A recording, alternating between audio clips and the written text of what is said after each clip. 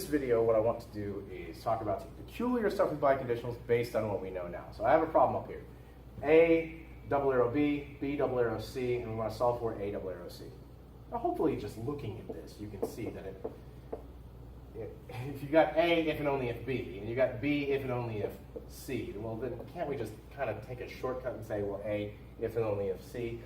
Yeah, we can, that's true, but we have to prove it. Now, again, later on in the semester, you can be done with this problem in step 3. You can basically do a kind of a biconditional hypothetical syllogism and say, well, okay, if one thing's leading to one thing and one thing's leading to the other, then we can conclude this. But based on what we know now, okay, we got this in our inventory: arrow out, modus tollens, double arrow out, double arrow in, and out, and in, arrow in, and indirect proof. That's what we got right now. I think in the last video I also had DM, CI, DI up here as well. That's something I actually want to get into a little bit later when we start talking about disjunctions, so we're not quite there yet. Well, what would we do for this one? Well, I think, let's go down the list. Can we do an arrow out? Nope. Modus tollens? Nope. Double arrow out? Yeah, we can do 2 sets of those. Let's do them. Okay, let's do the first one, gets us A arrow B, and also B arrow A. Breaks down. And this is one of those things with double arrows where if you can break it down, you probably should. Let's do the second one. That breaks down into these 2 things.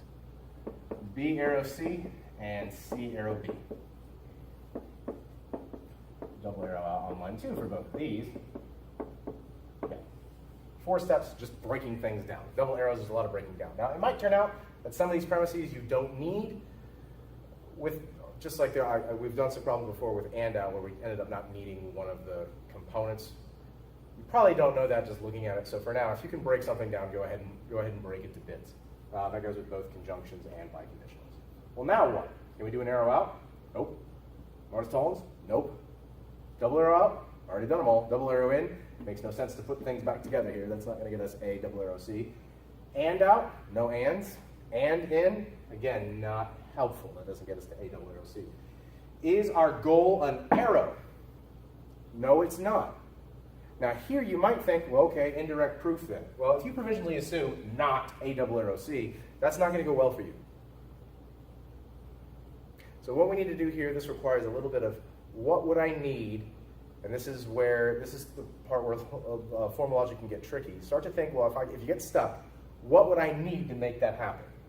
So what would I need to make A, double arrow C? And I'll say this, 95% of the time, if the conclusion you're solving for is a double arrow, you're going to need to do a double arrow in.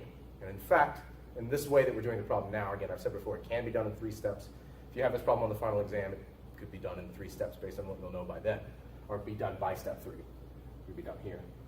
Based on what you know now, here's the deal. If you see that your conclusion is a double arrow, 95% likelihood you're going to end with double arrow in. In fact, it will here. So what 2 things would I need to make? I would need A arrow C and need C arrow A. Do I have either one of those? I do not. It's not up here. But these are arrows. How do I prove arrows? How do I stick the arrows in there?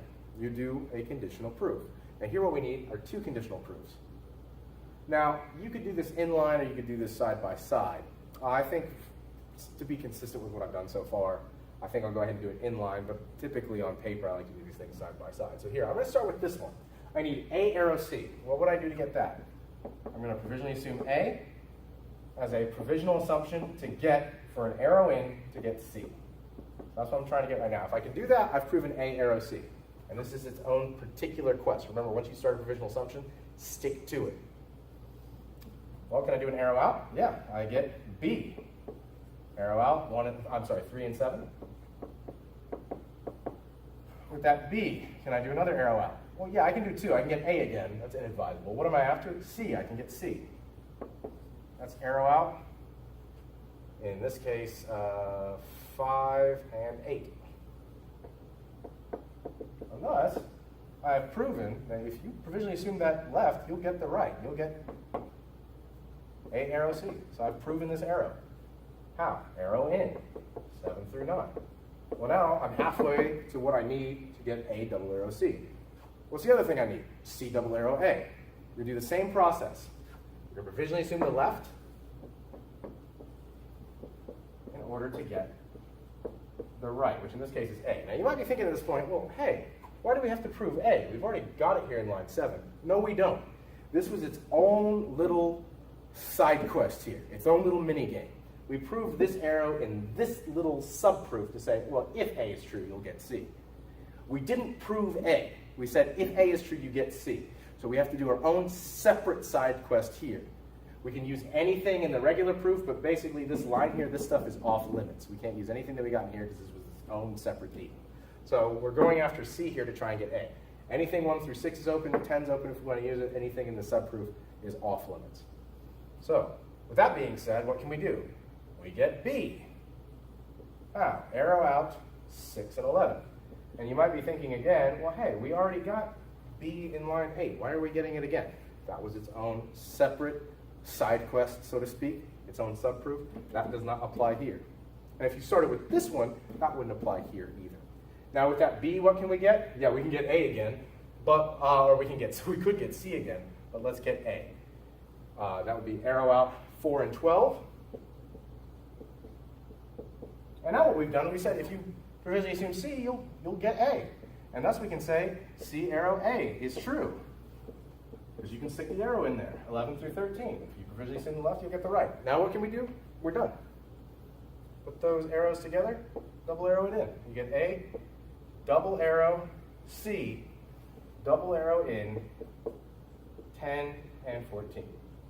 So I'll just say, generally speaking, if you get to a point where you get stuck trying to look for your conclusion, think backwards with your conclusion. What would I need to build to make this work?